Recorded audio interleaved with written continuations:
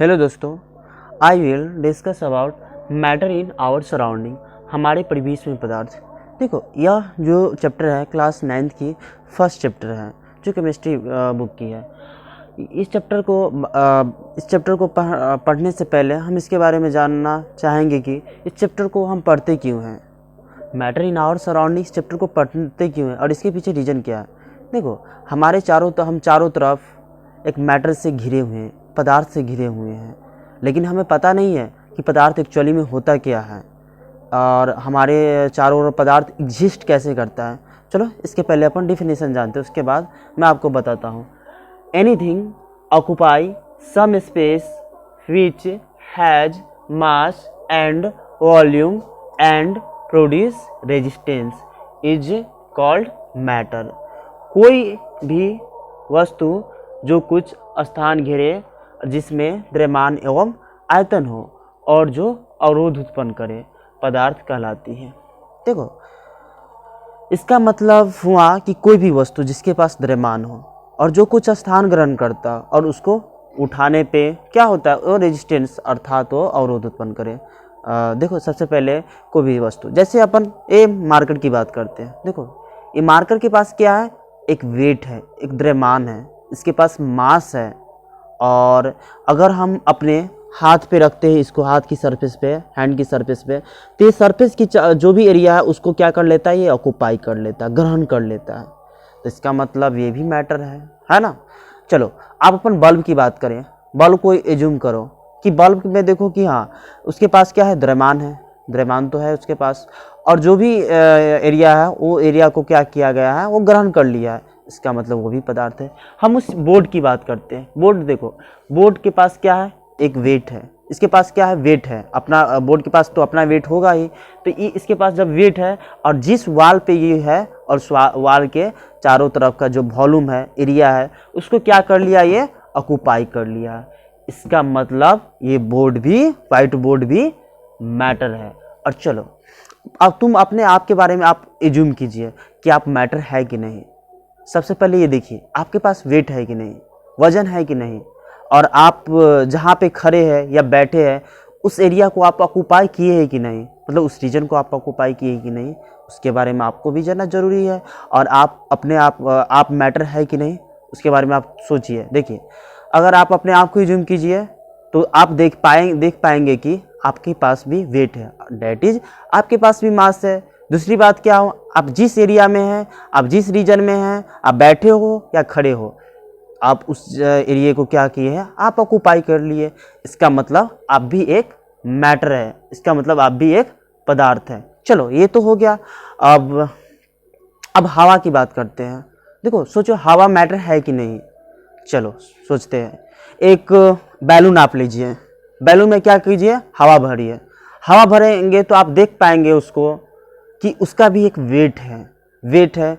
और दूसरी बात है कि जिस एरिया में है वो वॉल्यूम, जो बैलून का वॉल्यूम है, उस वॉल्यूम को क्या किया है, ऑक्यूपाई कर लिया है, ग्रहण कर लिया है। तो इसका मतलब क्या है, हवा भी एक मैटर है, एक पदार्थ है।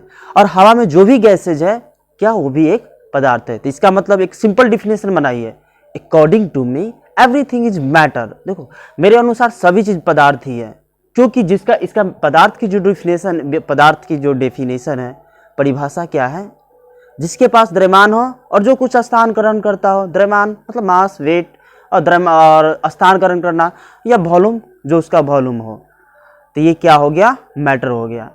अगर और भी एग्जाम्पल आप समझना चाहते हैं तो आप कोई भी एग्जाम्पल लीजिए और ये देखिए उसके पास मास है, वॉल्यूम है, तो निश्चित है मैटर है। इस ब्रह्मांड में जो भी चीज है, इस यूनिवर्स में जो भी चीज है, सभी चीज क्या है, एक मैटर है, पदार्थ है। भले एक पदार्थ की भी क्लासिफिकेशन किया गया है। देखो, क्लासिफिकेशन ऑफ मैटर, पदार्थों का वर्गीकरण, सॉलिड, लिक्विड, गैस, ठोस, द्रव्य, गैस।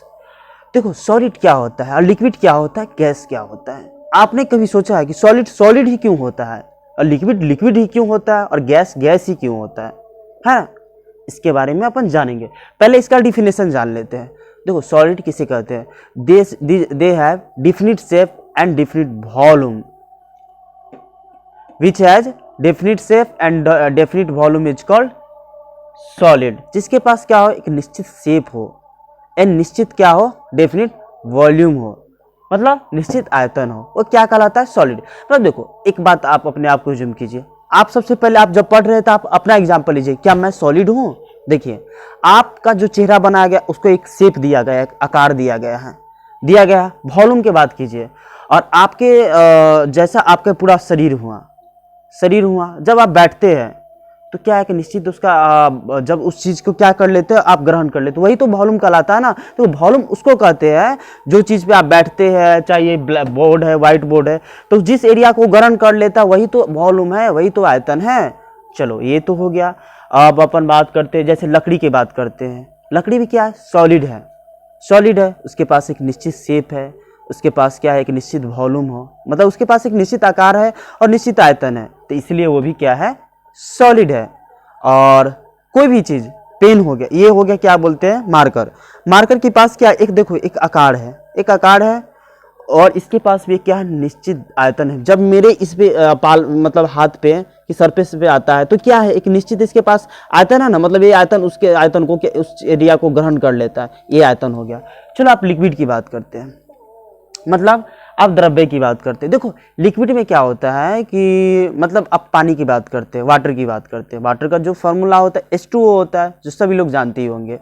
तो H2O में अगर आप एक गिलास वाटर लेते हैं ना, एक गिलास वाटर, तो एक गिलास वाटर जब लेते हैं तो वाटर का एक चीज है कि शेप नहीं होता है, हाँ ना, लेकिन उसके पास आयतन होता है। लेकिन आयतन वो चीज क्या होता है, जिस सरफेस में जिस चीज में वो पानी को हम डालते हैं, उसी चीज को, आयतन को क्या कर लेता है, ग्रहण कर लेता है। कैसे देखते हैं अपन, देखो एक गिलास पानी लेते हैं, है ना, एक गिलास पानी, और पानी को हम उस गिलास में डालते हैं तो उस गिलास की जो आयतन रहेगा ना, उसको पानी ग्रहण कर लेता है, डेट इज ऑक्यूपाई कर लेता है। अगर अपन पोखर की बात, तालाब की बात करते हैं, तालाब में क्या होता है, हम पानी जो भरा रहता है, तो जो तालाब का आयतन रहता है, जिस प्रकार तालाब खाना हुआ गड्ढा रहता है, उसी के अनुसार पानी उसका आयतन ग्रहण कर लेता है। और एक बात और, आप जैसे वाटर सरफेस हो गया, कोई सरफेस पर वाटर आप मतलब क्या कीजिए, फेंक दीजिए, तो उसका जो आकार होगा, उसके आकार को आप बता नहीं पाएंगे कभी, उसके आकार को, पानी के आकार को, लिक्विड के आकार को आप डिफाइन नहीं कर सकते हैं, लेकिन उसके आयतन को डिफाइन कर सकते हैं। कैसे, जिस चीज में हम पानी को डालेंगे, लिक्विड को डालेंगे, उस चीज के वॉल्यूम को क्या कर लेगा, वो ऑक्यूपाई कर लेगा। अब गैस की बात करते हैं। गैस में देखो, गैस के पास न निश्चित आकार होता है, न निश्चित एक आयतन होता है, मतलब definite which has no definite shape and no definite volume, it's called gas. कैसे, देखो एक हम सिलेंडर लेते, एक कंटेनर लेते हैं, देखो ये कंटेनर है, ये कंटेनर है, ये क्या एक रहा, इसका पिस्टन है ना, ये पिस्टन है। मान लो कि इसमें 1 किलो हम 1 केजी गैस डालते हैं, ये हो गया 1 केजी गैस, हो गया 1 केजी गैस।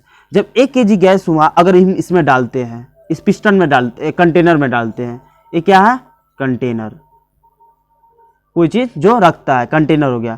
तो देखो हम कंटेनर में जब इसको हम डालेंगे तो ये देखो, एक कंटेनर की चारों एरिया को क्या कर लेगा, ये ग्रहण कर लेगा, ये गैस, समझा।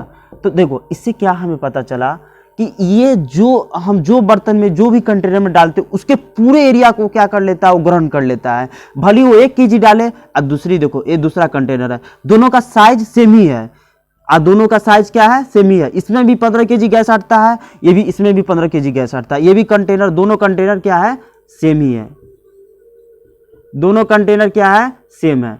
जब दोनों कंटेनर सेम है तो इसमें देखो, इसमें मान लेते हैं कि 15 केजी गैस डालते हैं, 15 केजी गैस हो गया, 15 केजी जब इसमें गैस हो गया तो इसमें भी गैस डालेंगे तो ये भी क्या कर पाएगा, पूरे एरिया को ग्रहण कर लेगा, पूरे एरिया को, जैसा कि इसमें हुआ है। तो इससे हमें क्या पता चला कि हमें लगभग हम 15 केजी का ये कंटेनर ले या 50 केजी का कंटेनर ले, बात सेम ही है, पूरा में गैस क्या हो जाएगा, फैल जाएगा, है ना। और इसमें भी क्या होगा, पूरा में गैस फैल जाएगा, भले 15 केजी उसमें गैस डाले या 1 केजी गैस डाले, कंटेनर में पूरा में फैल जाए। इसका मतलब ये हुआ कि हम गैस के आयतन को हम डिफाइन नहीं कर सकते हैं, और नहीं गैस के क्या बोलते हैं, मास को हम, गैस के पास जो इसके पास डेफिनेट शेप, जो शेप होता है, इस शेप को हम डिफाइन नहीं कर सकते हैं। तो चलिए अब मैं आपको इसका डिफिनेशन लिखता हूं। देखो सॉलिड के बारे में सबसे पहले जानते हैं, ठोस, which has definite shape and definite volume. In solid matter acts strong intramolecular force of attraction and which particle is very near to each other. जिसके पास निश्चित आकार और निश्चित आयतन हो और ठोस पदार्थ में अंतरा अणुबल काफ़ी मजबूत होता है और जिसमें पदार्थ एक दूसरे के काफ़ी नज़दीक होता है। चलो अपन समझते इस बात को। सॉलिड जिसके पास क्या होता है, निश्चित आकार और निश्चित आयतन होता है। देखो एक बात मैं आपको पहले बोला था, सॉलिड आखिर सॉलिड क्यों होता है। देखो सॉलिड आखिर सॉलिड होने के पीछे पहला कारण यह है कि उसमें strong inter molecular force of attraction जो काफ़ी नज़दीक होता है, जिसके कारण क्या होता है वो सॉलिड होता है। और लिक्विड में क्या होता है कि strong inter molecular force of attraction दूर होता है और गैस में उससे भी दूर होता है, जिसके कारण क्या होता है सॉलिड लिक्विड और गैस में जो सॉलिड होता है और लिक्विड होता है, गैस होता है। इसी की वजह से स्ट्रॉन्ग, अगर हम जैसे देखो क्या करें, जो ईख होता है ना, ईख में से जो भी जूस निकालते हैं उसमें जो केमिकल कंपोजिशन जो पाया जाता है तो उसमें क्या होता है कि उसको हम गर्म करते हैं। जब गर्म करने के बाद क्या होता है कि चीनी बनता है। तो सबसे पहले ये एज्यूम करो कि वो लिक्विड था, फिर वो किस में कन्वर्ट हुआ, चीनी में, शुगर में कन्वर्ट हुआ। और शुगर क्या होता है, सॉलिड होता है। और शुगर में कैसे कन्वर्ट हुआ, तो इसके पीछे कारण यह है कि उसको सबसे पहले गर्म किए और जो भी उसमें जो भी केमिकल कंपोजिशन था उस केमिकल कंपोजिशन को गर्म करके उसको वेपराइजेशन मतलब वाष्पीकरण। तो वाष्प के द्वारा क्या हुआ, उसके जो H2O था, वाटर धीरे धीरे वाष्प के रूप में वो क्या किया गया, बदल गया, वाष्प के रूप में वो चेंज हो गया।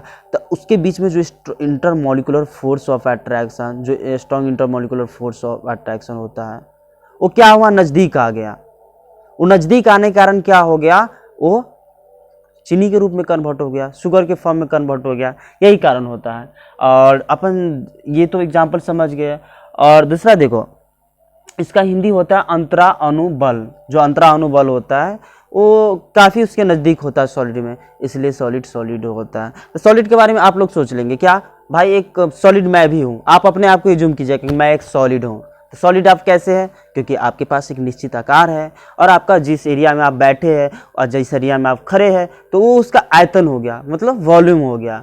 ये तो हो गया। और दूसरा बात ये आप सोचिएगा कि सॉलिड होने के पीछे कारण ये है कि strong intermolecular force of attraction है।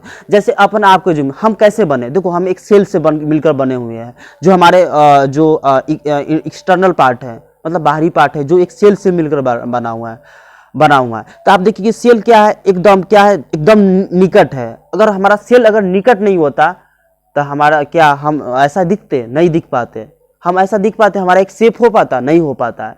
तो क्या है, हमारा सेल एकदम निकट है, काफ़ी निकट है, इसीलिए हमारा शेप इतना अच्छा हो पाया, नहीं तो हमारा शेप इतना अच्छा नहीं हो पाता। तो वही है सॉलिड में, क्या उसका शेप इतना अच्छा क्यों है, क्योंकि उसका जो strong intermolecular force of attraction है वो काफ़ी निकट है, इसलिए वो सॉलिड है।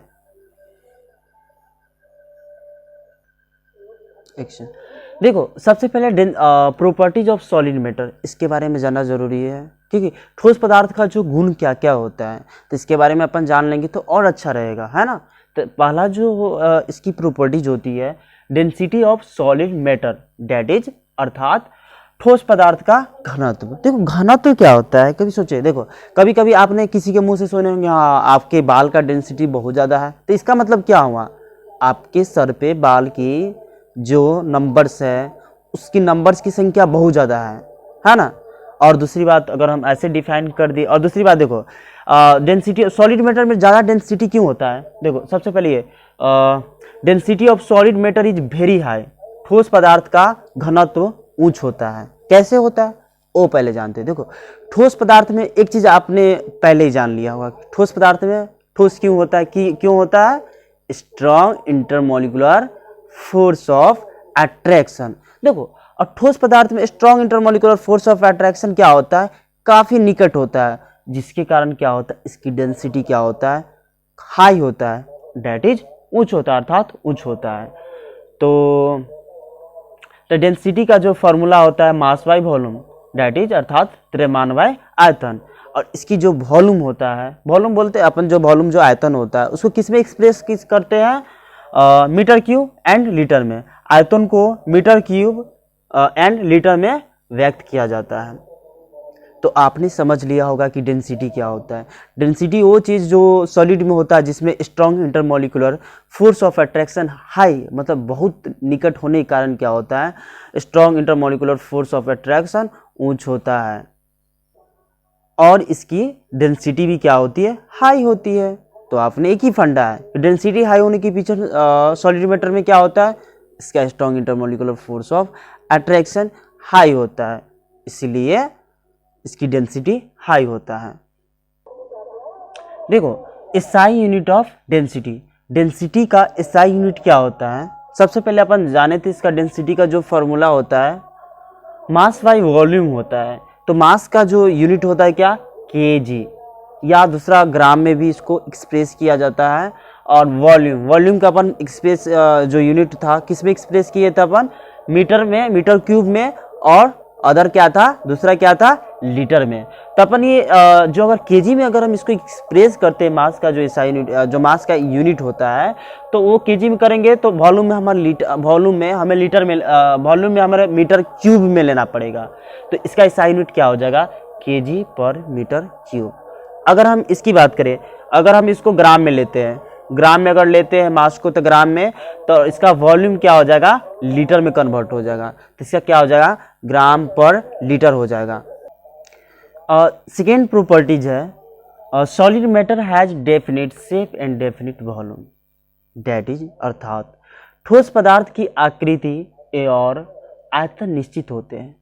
देखो इसका आयतन निश्चित और आकृति और आयतन कैसे निश्चित होता है, आपको पहले ही पता होगा कि सॉलिड मैटर में एक ही चीज़ है, क्या, strong intermolecular force of attraction, जो क्या होता है काफ़ी निकट होता है। और उसके जो पार्टिकल्स होता है, देखो एक चीज़ आपने कभी सोचा होगा, कोई भी चीज़ जो बनता है छोटे छोटे पार्टिकल्स से मिलकर ही बनता है, भले वो मैटर ही क्यों ना हो, वो भी क्या है छोटे छोटे पार्टिकल्स से मिलकर ही बना हुआ है ना। अपन अपन अपन बॉडी की ही बात करते हैं, जो अपन की एक्सटर्नल पार्ट है, एक्सटर्नल जो अपने बॉडी का जो भी भाग है, तो क्या है, एक्सटर्नल पार्ट है, तो वो क्या है, एक जो कोशिका से मिलकर ही बना हुआ है, सेल से मिलकर ही बना हुआ है। तो वही बोले ना एक छोटा, तभी तो हम अपने आप को एक आकार, हमें अपने आप को एक आकार मिला है। तो क्या है कि ये एक पार्टिकल से मिलकर बना होता है, डेट इज कण से मिलकर बना होता है, और इसके बीच में strong intermolecular force of attraction काम करता है। अगर आप एक टेबल पे रखे बुक की बात करते हैं, देखो किताब की बात करते हैं, तो उसके पास भी क्या है, एक निश्चित आकार है, और इसके पास भी एक निश्चित आयतन है। अगर हम इस बोर्ड की ही बात करते हैं तो इसके पास भी एक निश्चित आकार है, और इसके पास भी एक निश्चित आयतन है, क्योंकि इसके बीच में जो ये चीज़ बोर्ड जो भी चीज़ से मिलकर बना है, वो पार्टिकल्स इसके काफ़ी निकट है, और काफ़ी निकट होने के कारण इसको एक निश्चित आकार मिला है और निश्चित एक आयतन मिला है। अगर हम आप एक चीज़ सोचिए कि अगर इसका जो पार्टिकल्स होता, इसका कण अगर दूर दूर होता, तो इसको एक अच्छा आकार मिल पाता, नहीं मिल पाता। तो ये कारण क्या है, एक निश्चित आकार निश्चित आयतन के बीच में यह कारण है कि इसके बीच में strong intermolecular force of attraction काम करता है, वर्क करता है, डेट इज, इसका हिंदी क्या होगा, अंतरा अणु बल, आकर्षण बल। ओके देखो जो थर्ड प्रॉपर्टीज है सॉलिड मैटर का, melting point and boiling point of solid matter, द्रव्यनांक और क्वथनांक ऑफ सॉलिड मैटर। सबसे पहले देखो मेल्टिंग एंड बॉइलिंग पॉइंट कैसे होता है। देखो सबसे पहले कि कोई भी चीज़ को अगर आप सॉलिड को मेल्ट करते हैं, तो आपको मेल्ट करने के लिए उसको लगभग जो रूम टेम्परेचर होता है, जो 28 डिग्री सेल्सियस जो रूम टेम्परेचर माना जाता है, कमरे की ताप 28 डिग्री सेल्सियस माना जाता है, तो इससे हाई होना चाहिए। एक एक्सेप्शन क्या है, बर्फ़, बर्फ़ भी ये सॉलिड है ना, सॉलिड है, बर्फ़ भी एक सॉलिड होता है। तो उसको आपको ब्रेकअप करने के लिए, ब्रेक इट करने के, इसे तोड़ने के लिए आपको लगभग 10 या 15 डिग्री सेल्सियस की ज़रूरत पड़ेगा, और उससे कम की भी ज़रूरत पड़ेगा, क्योंकि आप बर्फ़ को जैसे ही फ्रीज से निकालते हैं वो पिघलना स्टार्ट कर देता है ना। तो ये ज़रूरी नहीं है, कम भी लग सकता है टेम्परेचर, लेकिन एक्सेप्शन केस इसको मानते हैं। और बाकी जो भी सॉलिड चीज़ होता है ना, इसको ब्रेकिट मतलब इसको लिक्विड में कन्वर्ट करने के लिए या गैस फॉर्म में कन्वर्ट करने के लिए रूम टेम्परेचर जो होता है उससे ज़्यादा टेम्परेचर की रिक्वायरमेंट होती है।